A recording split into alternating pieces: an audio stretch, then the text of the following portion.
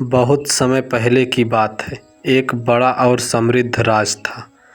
उस राज्य का शासक राजा हरिश्चंद्र था। राजा हरिश्चंद्र नाम से ही जाना जाता था, पर दुर्भाग्यवश वह एक अहंकारी और मूर्ख राजा था।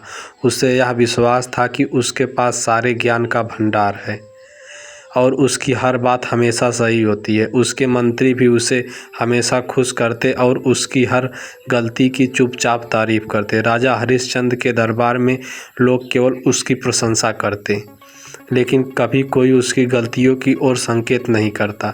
इसी कारण वह दिन ब दिन अधिक अहंकारी और झूठ विश्वास रहने लगा। धीरे धीरे उसके शासन में भ्रष्टाचार बढ़ने लगा, न्याय का अभाव हो गया, गरीब जनता परेशान रहने लगी, लेकिन राजा को कुछ भी दिखाई नहीं था। एक दिन एक नन्हा बच्चा गांव से आया। वह बेहद साधारण पोशाक में था, पर उसकी आंखों में अजब सी चमक थी।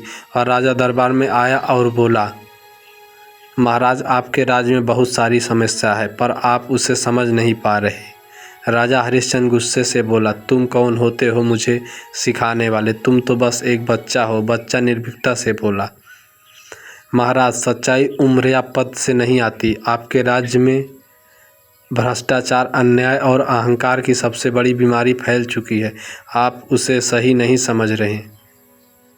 राजा ने बच्चे को दरबार से भगा दिया, पर कुछ दिनों बाद राज्य में हालत और ख़राब होने लगी। किसान परेशान, व्यापारी टूटे हुए, सैनिक भी अब एक दूसरे से लड़ने लगे। यह देख राजा हरिश्चंद्र खुद सोचने लगा, क्या सचमुच मेरी गलती थी?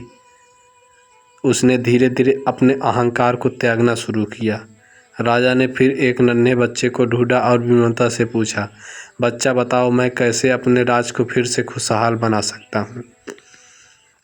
बच्चे ने सरलता से कहा, सच्चाई को स्वीकार कीजिए, ज्ञानवान लोगों की सलाह मानिए और अहंकार छोड़ दीजिए। गलती मानना ही सबसे बड़ा साहस होता है। राजा हरिश्चंद्र ने यही किया।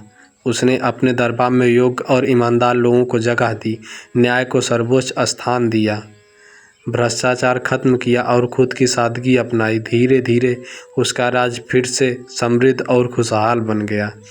राजा ने जनता का मनोबल बढ़ाया और सभी उसे सच्चा शासक मानने लगे। इस कहानी की सीख, असली बुद्धिमानी पद या उम्र में नहीं होती, बल्कि अपनी गलतियों को स्वीकार करने, सीखने और सुधारने की इच्छा में होती है। अहंकार मूर्खता की निशानी है। सच्चा ज्ञान वही है जो विनम्रता से आती है। वह हर व्यक्ति, चाहे छोटा हो या बड़ा, हमें कुछ ना कुछ सिखा सकता है। इसलिए हमें खुले दिल से सीखते रहना चाहिए।